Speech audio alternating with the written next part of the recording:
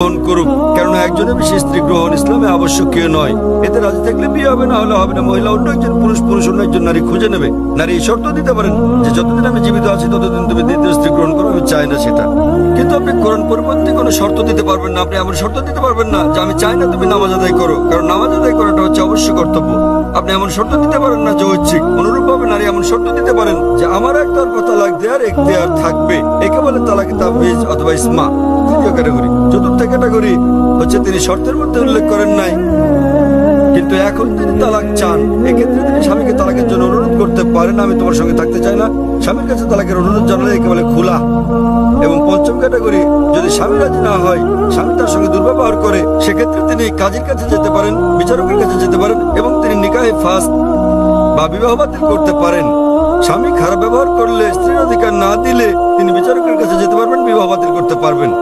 তাহলে একজন মহিলাও তালাক দিতে পারেন। তবে স্বাভাবিক পরিস্থিতিতে পুরুষদেরই এই ক্ষমতা দেওয়া হয়েছে। কেন?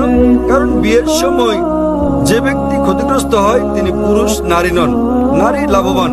যদি আপনি আমার কথা শুনে থাকেন, গত শনিবারে ইসলামে নারীর অধিকার, অধীনতা না সুরক্ষা এই ব্যাপারে আমি সেখানে বলেছি যে বিয়ের সময় নারীদের প্রাপ্তিযোগ ঘটে। কোরআনে বলা হয়েছে সূরা নিসা অধ্যায় 4 আয়াত নম্বর 4 যে নারীদেরকে দিয়ে দাও বিবাহের সময় বৈবাহিক পুরস্কার, মোহর। বিয়ের সময় স্বামী স্ত্রীকে দিয়ে থাকে নির্দিষ্ট পরিমাণ অর্থ মোহর। মোহর যে কোনো পরিমাণে হতে পারে।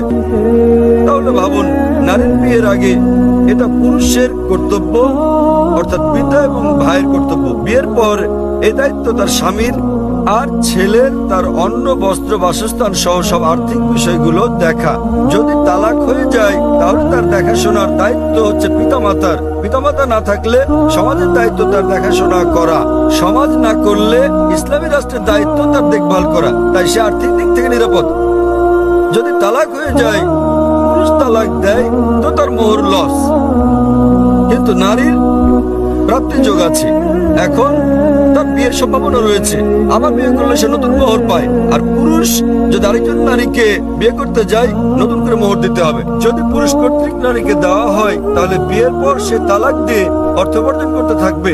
তাতে ক্ষতিগ্রস্ত কে? পুরুষ।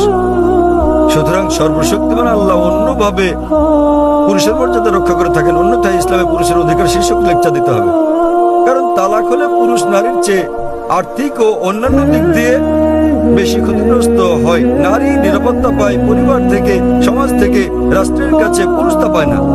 তাই এসব কারণে আল্লাহ সর্বশক্তিমান ঈশ্বর পুরুষকে নিরাপত্তা দিয়েছেন। তথাপিও নারী চাইলে বৈবাহিক চুক্তিতে উল্লেখ করলে সে নিজেও তালাক দিতে পারবে, অথবা সে তালাক দেওয়ার জন্য স্বামীকে অনুরোধ করতে পারে, যাকে বলে খুলা। অথবা স্বামী খারাপ ব্যবহার করলে বিচারকের কাছে যেতে পারে এবং বিবাহ বাতিল করে দিতে পারে, যাকে বলে নিকাহে ফাসদ। আশা করি উত্তরটা পেয়েছি। জি, আপনাকে ধন্যবাদ। হ্যাঁ, পিছনের দিকের বাইক থেকে আপনি বলুন। আমি মিসেস পল। আমি হাইকোর্টের একজন উকিল। আমি হিন্দু, বিয়ে হয়েছে খ্রিস্টানের সঙ্গে। আমার মনে এই প্রশ্নটি এসেছে মানুষ হত্যার ব্যাপারে ডাক্তার সাহেবের চিন্তা ভাবনা এবং ইসলামের শিক্ষার কথা শোনার পর। যদি হত্যা করা ইসলামে কঠোরভাবে নিষিদ্ধ হয়, তাহলে কেন মুসলমানদের আধ্যাত্মিক নেতারা জিহাদের নামে যে হত্যাকাণ্ড চলছে তার প্রকাশ্য সমালোচনা ও বিরোধিতা করছেন না? মুসলমানরা কিভাবে কতিপয় মুসলমানের ইসলামের অপব্যবহার ও অপব্যাখ্যা মেনে নিচ্ছেন, যারা সারা বিশ্বে মুসলমানদের নামে কলঙ্ক লেপন করছেন? বোন সুন্দর একটা প্রশ্ন করলেন। বললেন যে তিনি ইসলামের শিক্ষা থেকে অনুপ্রাণিত হয়েছেন, ইসলাম নিরপরাধ মানুষ হত্যার বিপক্ষে। কিন্তু তবুও কেন সব মুসলিম নেতারা একত্রিত হয়ে এর নিন্দা করে না যেসব হত্যাকাণ্ড চলছে জিহাদের নামে, এবং এ ধরনের কিছু কুলাঙ্গারের কারণে ইসলাম কলুষিত হচ্ছে? বোন, বিস্তারিত জবাবের জন্য আপনাকে 1 বছর আগে 2008 সালের নভেম্বরে বিগত শান্তি সম্মেলনে আমার আলোচনার শেষ দিকের কথাগুলো শুনতে হবে। দ্বিতীয় আন্তর্জাতিক শান্তি সম্মেলনে আমার শেষ বক্তব্যটার বিষয় ছিল মিডিয়া এবং ইসলাম, যুদ্ধ না শান্তি। প্রধানত যারা দোষী তারা হচ্ছে মিডিয়া। মিডিয়ায় কোনো সম্প্রদায়ের কুলাঙ্গারদের খুঁজে বের করে এবং তাদেরকে এমনভাবে তুলে ধরে যেন তারাই হচ্ছে অনুসরণীয় মুসলিম। এটাই হচ্ছে মিডিয়া। তাই মিডিয়ায় যে আপনারা দেখছেন সেগুলো ঘটনার বাস্তব চিত্র নয়। কোরআনে পরিষ্কারভাবে বলা হয়েছে সূরা মাইদা অধ্যায় 5 আয়াত 32 যে যদি কেউ কোনো মানুষকে হত্যা করে হোক মুসলিম বা অমুসলিম, সেটা যদি হত্যার অপরাধ বা দেশে বিশৃঙ্খলা সৃষ্টির অপরাধে না হয়, তাহলে সে যেন সমগ্র মানবজাতিকে হত্যা করলো। এবং যদি কেউ কোনো মানুষের জীবন রক্ষা করে, তাহলে সে যেন পুরো মানবজাতিকে রক্ষা করলো। সুতরাং কোনো নিরপরাধ মানুষকে হত্যা করা হচ্ছে পাপ ইসলামে। এটা কেবল পাপই না, এটা সমগ্র মানবজাতিকে হত্যা করার মতো পাপ। তাই যারা হত্যাকাণ্ড ঘটায়, বিভিন্ন ঘটনা ঘটে, রাস্তা দিয়ে চলার সময় বোমা বিস্ফোরণ ঘটে ইত্যাদি, নিরপরাধ মানুষকে হত্যা করা সম্পূর্ণ নিষিদ্ধ। এটা অত্যন্ত পরিষ্কার। এবং যখন আমি গিয়েছিলাম ইউএসএ, যখন গিয়েছিলাম ইউকে, যে মুসলিম সংগঠনগুলো রয়েছে তারা নিন্দা জানিয়েছে। আপনারা জানেন লন্ডনে পাতাল রেল স্টেশনে বোমা বিস্ফোরণ ঘটেছিল, আমরা তার নিন্দা জানিয়েছি। আমি ইউএসএ গিয়েছি, দেখেছি যে মুসলিম সংগঠন 9/11 ঘটনা নিন্দা জানিয়েছে। আমি তাদের সঙ্গে একমত, তাদের সঙ্গে আমি একমত। 9/11 যে ঘটেছিল, কয়েক হাজার মানুষ নিহত হয়েছিল, এটা নিন্দনীয় কাজ। কে এটা করেছে আমি জানি না, আমি বলছি না যে মুসলিমরা করেছে, এটা হচ্ছে মিডিয়া, তারা বলছে কোনো প্রমাণ নেই, কোনো প্রমাণ নেই। কিন্তু যে করুক না কেন, ইন্টারনেটে ঢুকলে আপনি দেখবেন অনেক প্রামাণ্য চিত্র আছে যাতে দেখানো হয়েছে যে এটা সরকারের কাজ, অভ্যন্তরীণ ষড়যন্ত্র। জর্জ বুশ করেছে, এটা আমি জানি না কে করেছে। তবে যেই করুক, 9/11 টুইন টাওয়ারে বোমা হামলার ঘটনায় হাজার হাজার নিরপরাধ মানুষ হত্যা করা, এটা নিন্দনীয়। 50 জনের বেশি মানুষ মারা গেছে লন্ডনের পাতালের বোমা হামলার ঘটনায়, সেটাও নিন্দনীয়। 2 বছর আগে জুলাই মাসে বোম্বেতে ট্রেনে যে বোমা হামলার ঘটনা ঘটে, সেখানে 100-এরও বেশি মানুষ নিহত হয়, এটাও নিন্দনীয়। কিন্তু এখানে থামলে চলবে না। একইভাবে আমি আফগানিস্তানে হাজার হাজার মানুষ হত্যারও নিন্দা জানাই, নিন্দা করি। ইরাকে হাজার হাজার মানুষ হত্যার, ফিলিস্তিনে হাজার হাজার মানুষ হত্যার নিন্দা করি। আমি একে শীত সন্ত্রাসবাদ বলি। আপনারা জানেন তারা কি করছে? তারা ক্ষেপণাস্ত্র পাঠাচ্ছে, তারা পাঠাচ্ছে বোমা। আপনারা জানেন ফিলিস্তিনিরা তারা লড়াই করছে ইটপাটকেল দিয়ে, আর তাদেরকে বলা হচ্ছে সন্ত্রাসী। আপনারা জানেন আমেরিকা বোমা পাঠাচ্ছে, পেট্রিয়ট ক্ষেপণাস্ত্র, গুচ্ছ বোমা পাঠাচ্ছে। এই গুচ্ছ বোমা যখন কোথাও পড়ে, তখন এটা অনেকগুলো বোমায় বিভক্ত হয়। এভাবে হাজার হাজার আফগানকে হত্যা করা হচ্ছে। কিন্তু কেন? এটা কাপুরুষোচিত কাজ। সেজন্য সমাপনী বক্তৃতায় আমি বলেছিলাম গত কয়েক শতাব্দীর সবচেয়ে বড় সন্ত্রাসী জর্জ বুশ। 1 নম্বর, জর্জ বুশের মতো এত মানুষ আর কেউ হত্যা করেনি।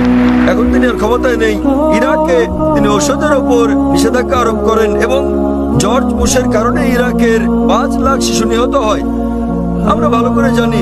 এমনকি যদি একমত হয়ে যায় সেখানে একজন লোক লুকিয়ে আছে, এই লোকটি যে বিন লাদেন, তার তো কোনো প্রমাণ নেই। যদি তিনি লুকিয়েও থাকেন, ভাবুন সেক্ষেত্রে আপনি একজন মানুষের জন্য হাজার হাজার মানুষকে হত্যা করছেন। এটা দুঃখজনক। আমরা দেখতে পাচ্ছি যে এটা মিডিয়া তুলে ধরছে। মিডিয়া যা তুলে ধরছে তা হচ্ছে মুসলিমরা এই কাজ করেছে। আমি জানি বোন, কুলাঙ্গার আছে, আমাদের সম্প্রদায়ে কুলাঙ্গার আছে, সব সম্প্রদায় তো কুলাঙ্গার রয়েছে। ভারতের মিডিয়া কাশ্মীর নিয়ে কথা বলে, কতবার বলেছে আসাম নিয়ে, নকশাল মাওবাদীদের নিয়ে। আপনি জানেন ভারতের জন্য সবচেয়ে বড় হুমকি হচ্ছে মাওবাদীরা। তারা কি করছে? তারা থানায় বোম মারছে, তারা পুলিশ হত্যা করছে। ভারতের বেশিরভাগ হত্যাকাণ্ডই ঘটায় মাওবাদীরা, কমিউনিস্টরা, এলটিটি, হিন্দুরা। কিন্তু কে তাদেরকে বলছে হিন্দু সন্ত্রাসী? আপনি আসামে গেলে দেখবেন খ্রিস্টান সন্ত্রাসী। হিন্দুরা যখন সন্ত্রাস করে তখন আপনারা বলেন এলটিটিই, লিবারেশন তামিল টাইগার্স। আপনি যুক্তরাজ্যে গেলে দেখবেন আইআরএ, আইরিশ রিপাবলিকান আর্মি, তারা ক্যাথলিক। প্রোটেস্ট্যান্ট আর ক্যাথলিকদের মধ্যে বিস্তর তফাৎ রয়েছে। কেউ তাদেরকে ক্যাথলিক সন্ত্রাসী বলছে না কেন? তাহলে আমরা কি দেখছি? কোন ধর্ম নিরপরাধ মানুষকে হত্যা করতে শেখায় না, কিন্তু মুসলিমদের চেয়ে অমুসলিমরাই বেশি নিরপরাধ মানুষকে হত্যা করছে। তথাকথিত মুসলমান যারা নিরপরাধ মানুষকে হত্যা করে, তারা আসলে মুসলিম নয়।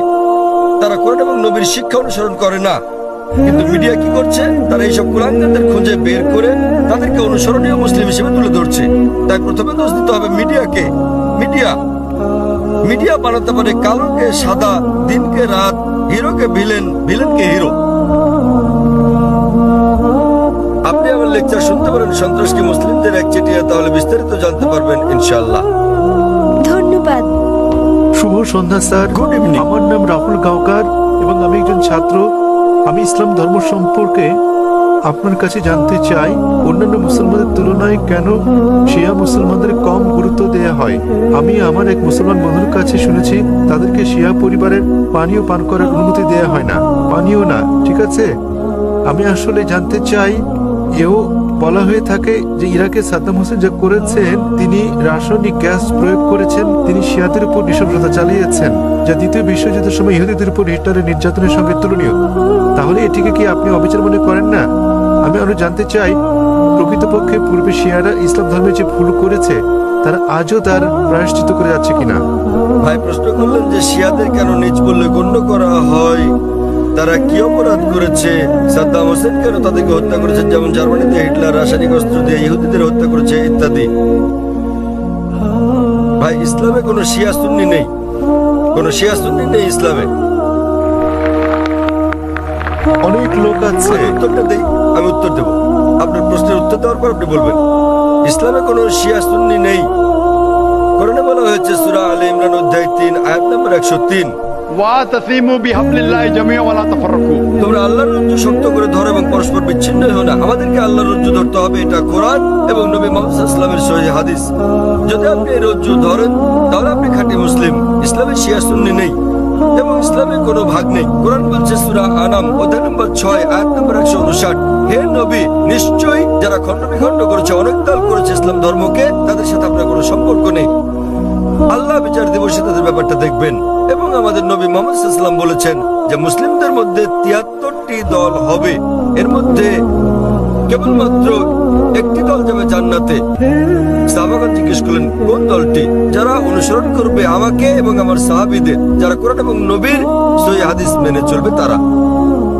সুতরাং কোরআন বলছে ধর্মকে খণ্ড বিখণ্ড করো না। আমাদের নবী বলেন, এমনকি কোরআনে বলা হয়েছে কিছু লোক থাকবে তারা দল সৃষ্টি করবে। কতটা? 73টা। যে দল সঠিক পথে থাকবে তারা বিভাজন সৃষ্টি করবে না। সুতরাং যে কেউ নিজেকে মুসলিম ছাড়া অন্য কিছু বললেও শব্দটি হবে মুসলিম। মুসলিম মানে যে নিজের ইচ্ছাকে আল্লাহর কাছে সমর্পণ করেছে।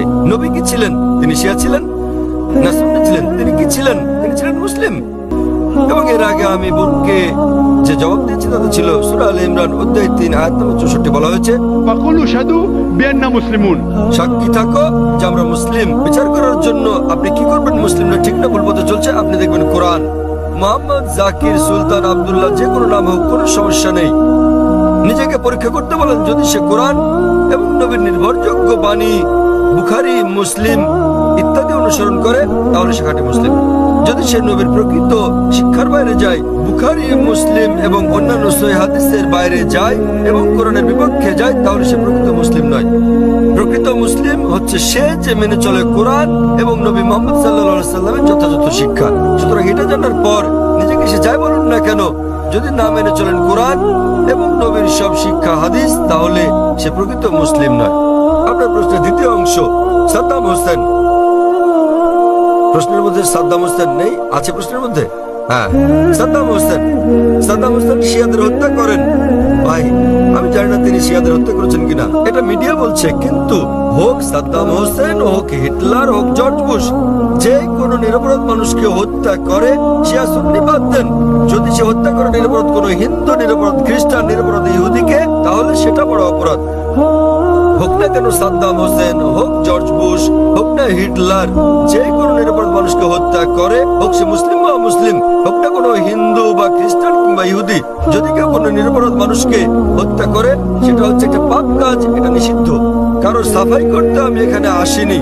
তাতে হোক তার নাম জর্জ বুশ, হিটলার, সুলতান, আব্দুল্লাহ, টম, ডিক, হ্যারি বা যে কেউ, যে কোনো নির্দোষ মানুষকে হত্যা করা সবার জন্য নিষিদ্ধ। আশা করি উত্তরটা পেয়েছেন। স্যার, তার মানে আপনি বলতে চান আমাদের শিয়া, সুন্নি কিংবা বহুরি মুসলিমে বিশ্বাস করা উচিত? আমি তা বলছি না। কোরআন কোন শিয়া সুন্নি নেই কোরআনে। অনেক মসজিদ আছে, অনেক মসজিদ। তাহলে আপনি তাদেরকে বলেন, তাদের জিজ্ঞেস করেন শিয়া কথাটা কোথায় আছে কোরআনে, তাকে জিজ্ঞেস করেন বহুরি কোথায় আছে কোরআনে। স্যার এটা আমার কলেজ বান্দ্রায় স্যার আমি অধ্যয়ন করছি। সুতরাং তারা মেনে চলছে না। আপনাকে যা করতে হবে তা হচ্ছে তাদের জিজ্ঞেস করেন তারা কি মুহাম্মদ সাল্লাল্লাহু আলাইহি সাল্লামের শিক্ষা অনুসরণ করে চলছে, তারা কি আল্লাহ সুবহানাহু ওয়া তাআলার শিক্ষা অনুসরণ করছে। আল্লাহ কোরআনে বলেছেন সূরা আনাম অধ্যায় নম্বর 6 আয়াত নম্বর 159, যারা সৃষ্টি করেছে বিভক্তি ইসলাম ধর্মে, তাদেরকে আপনার কিছু করার নেই। ইসলাম ধর্মে বিভক্তি সৃষ্টি করা এটা হচ্ছে হারাম। ভালো মুসলমান হতে হলে আপনাকে আল্লাহর রজ্জু শক্ত করে ধরতে হবে, এটা বলা আছে কোরআনে। সুতরাং কাউকে আব্দুল্লাহ, সুলতান এরকম নামে ডাকলেই সে জান্নাতে যেতে পারবে না, বরং সেজন্য স্রষ্টা সর্বশক্তিমান আল্লাহর নির্দেশ পালন এবং নবী মুহাম্মদ সাল্লাল্লাহু আলাইহি সাল্লামের শিক্ষা অনুসরণ করতে হবে। ভাই, আপনাকে একটা প্রশ্ন করি, একটা প্রশ্ন। আপনি শিয়া সুন্নি নিয়ে খুবই উদ্বিগ্ন, জানতে চাচ্ছি সেটা কেন? স্যার অনেক কিছু আমার বন্ধুরা। না না, আপনি কি ইসলাম কবুল করতে চান? তারপরে কোন দলে যাবেন ভাবছেন? স্যার আমি আমি জিজ্ঞেস করছি, জি আপনি কি ইসলাম কবুল করতে চান আর ভাবছেন শিয়া না সুন্নিতে যোগ দেবেন? তাই স্যার না, না, আমি ইসলাম কবুল করতে চাচ্ছেন না? স্যার এখানে অনেক ধর্ম আছে, ইসলাম ধর্মের অনেক ভাগ আছে। কোনো বিভক্তি নেই ইসলামে। ইসলামে কেবল একটি শব্দ আছে, মুসলিম। আপনাকে যে যাই বলুক, হ্যাঁ, হ্যাঁ। আপনাকে তারা বলেনি যে কোরআন বলেছে। আমি আপনাকে রেফারেন্স দিচ্ছি। লোকটি আমাকে বলেছে তিনি সুন্নি, তিনি আমাকে বলেন তাকে সুন্নি হতে দিন, শিয়া হতে দিন, বহরি হতে দিন, যে কোনোটা। তাকে বলুন কোরআন বলছে বিভক্তি সৃষ্টি করো না। অধ্যায় নম্বর 6 লিখে রাখুন আপনি। এর অর্থ অধ্যায় নম্বর 6। স্যার এর অর্থ এগুলো সব হতাশাজনক। তিনি কোরআন মেনে চলছেন না। কোরআন বলছে সূরা আনাম অধ্যায় 6 আয়াত নম্বর 159। আপনি নোট করে রাখুন যে ডক্টর জাকির নায়েক বলেছেন, সূরা আনাম অধ্যায় 6 আয়াত 159 আছে, বিভক্তি সৃষ্টি করো না তোমরা। আপনাকে যা করতে হবে, নিজেকে ঈশ্বরের কাছে সমর্পণ করতে হবে আপনার। এখন আমি জানতে চাই, আপনি কি নিজেকে ঈশ্বরের কাছে সমর্পণ করতে চান? ভাই, হ্যাঁ, নিজেকে হ্যাঁ। ঈশ্বরের কাছে সমর্পণ করতে চান আপনি? স্যার আমি ইসলামকে শ্রদ্ধা করি, আমি না, না, ইসলামে ঠিক বিশ্বাস আছে। করি। আপনি ইসলামকে শ্রদ্ধা করেন, আপনি কি এক ঈশ্বরে বিশ্বাস করেন? হ্যাঁ। এক ঈশ্বরে বিশ্বাস করেন আপনি? হ্যাঁ, জি স্যার আমি ঈশ্বরে বিশ্বাস করি। মূর্তি পূজা করা ঠিক নয়। হ্যাঁ, হ্যাঁ। আপনি কি বিশ্বাস করেন ঈশ্বরের কোনো প্রতিমা নেই? ঈশ্বরের কোনো প্রতিমা নেই। আপনি কি তা বিশ্বাস করেন? আমি জানি না স্যার। আপনি কি প্রতিমা পূজায় বিশ্বাসী? হ্যাঁ, হ্যাঁ। আপনি কি প্রতিমা পূজায় বিশ্বাস করেন? কি বললেন? প্রতিমা পূজা ঠিক না ভুল? মানে ঈশ্বর? না,